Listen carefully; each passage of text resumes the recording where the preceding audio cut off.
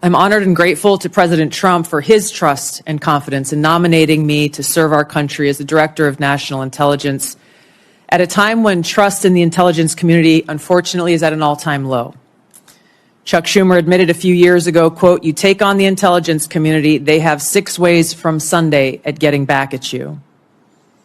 For too long, faulty, inadequate, or weaponized intelligence have led to costly failures and the undermining of our national security and God-given freedoms enshrined in the Constitution. The most obvious example of one of these failures is our invasion of Iraq based upon a total fabrication or complete failure of intelligence. This disastrous decision led to the deaths of tens of thousands of American soldiers, millions of people in the Middle East, mass migration, destabilization, and undermining of the security and stability of our European allies, the rise of ISIS, strengthening of al-Qaeda and other Islamist jihadist groups, and strengthening Iran. Here are just a few other examples. The American people elected Donald Trump as their president not once but twice, and yet the FBI and intelligence agencies were politicized by his opponents to undermine his presidency and falsely portray him as a puppet of Putin. Title I of FISA was used illegally to obtain a warrant to spy on Trump campaign advisor Carter Page, using a Clinton campaign-funded false dossier as their so-called evidence. Biden campaign advisor Tony Blinken was the impetus for the 51 former senior intelligence officials' letter dismissing Hunter Biden's laptop as disinformation specifically to help Biden win the election. Former DNI James Clapper lied to this committee in 2013, denying the existence of programs that facilitated the mass collection of millions of Americans' phone and internet records, yet was never held accountable. Under John Brennan's leadership, the CIA abused its power to spy on Congress, to dodge oversight, lied about doing it until he was caught, and yet has never been held responsible. Under Biden, the FBI abused its power for political reasons to try to surveil Catholics who attend traditional Latin Mass, labeling them as quote-unquote radical traditionalist Catholics. Personally, just 24 hours after I criticized Kamala Harris and her nomination, I was placed on a secret domestic terror watch list called Quiet Skies.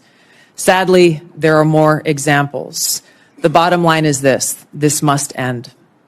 President Trump's re-election is a clear mandate from the American people to break this cycle of failure, end the weaponization and politicization of the intelligence community, and begin to restore trust in those who've been charged with the critical task of securing our nation. If confirmed as DNI, I will do my very best to fulfill this mandate and bring leadership to the intelligence community with a laser-like focus on our essential mission, ensuring the safety, security, and freedom of the American people. As the President's principal intelligence advisor, I'll begin by leading by example, checking my own personal views at the door, and committing to delivering intelligence that is collected, analyzed, and reported without bias, prejudice, or political influence. I enlisted in the Army because of the horrific terrorist attack on September 11th. And volunteered to deploy to Iraq in 2005, where I served in a medical unit. After nearly 22 years in uniform with 3 combat deployments to the Middle East and Africa, I'm now a lieutenant colonel in the U.S. Army Reserve, where I serve as a battalion commander of soldiers in Oklahoma, Missouri, and Arkansas. I served in Congress for 8 years on the Homeland Security, Foreign Affairs, and Armed Services committees. And it's my experience in the military and in the halls of Congress that have given me a deep understanding of the complex challenges that our nation faces, in both roles engaging with world leaders, in both roles being privy to highly classified intelligence. So I know firsthand how essential accurate, unbiased, and timely intelligence is to the President, to Congress, and to our warfighters. I also know the heavy cost of intelligence failures and abuses. Senator Collins, you led the creation of ODNI specifically to address those intelligence failures of 9/11 and Iraq's so-called WMDs. The need for the ODNI under strong leadership still exists today. If confirmed, I'll bring my experience and fresh eyes to leading the intelligence community. And my day one priorities will be to assess the global threat environment identify where gaps in our intelligence exist, integrate intelligence elements, increase information sharing, and ensure that unbiased, apolitical, objective collection and analysis to support the president and policymakers' decision-making occur.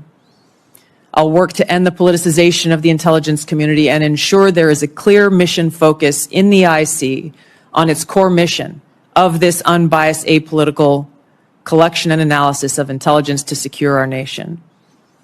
I'll work to rebuild trust through transparency and accountability. This is a national security imperative. And I'll work to assess and address efficiencies, redundancies, and effectiveness across ODNI to ensure focus of personnel and resources is on our core mission of national security. Now, in my meetings that I've had with many of you, you expressed bipartisan frustration about recent intelligence failures as well as the lack of responsiveness to your requests for information. Whether it's the surprise October 7th Hamas terrorist attack, to the sudden takeover of Syria by Islamist extremists, failures to identify the source of COVID, anomalous health incidents, UAPs, drones, and more. If confirmed, I look forward to working with you to address these issues. Ensuring the safety, security, and freedom of the American people is a mandate of leadership that rises above partisan politics. If confirmed, my commitment to the President, to you, and to the American people is this: I will do my very best to find the truth, no matter where it leads, and share that truth with President Trump, his advisors, and you in Congress, providing you with that unbiased, timely, and accurate intelligence as you make the tough decisions that'll impact the safety, security, and freedom of the American people. Now, before I close, I want to warn the American people who are watching at home. You may hear lies and smears in this hearing that'll challenge my loyalty to and my love for our country. Those who oppose my nomination imply that I am loyal to something or someone other than God, my own conscience, and the Constitution of the United States, accusing me of being Trump's puppet, Putin's puppet, Assad's puppet, a guru's puppet, Modi's puppet, not recognizing the absurdity of simultaneously being the puppet of 5 different puppet masters. The same tactic was used against President Trump and failed. The American people elected President Trump with a decisive victory and mandate for change. The fact is, what truly unsettles my political opponents is I refuse to be their puppet. I have no love for Assad or Gaddafi or any dictator.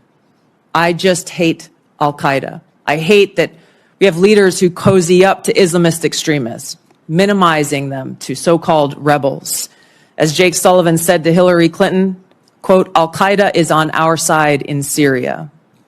Well, Syria is now controlled by an Al-Qaeda offshoot, HTS, led by an Islamist jihadist who danced in the streets on 9/11 and who was responsible for the killing of many American service members.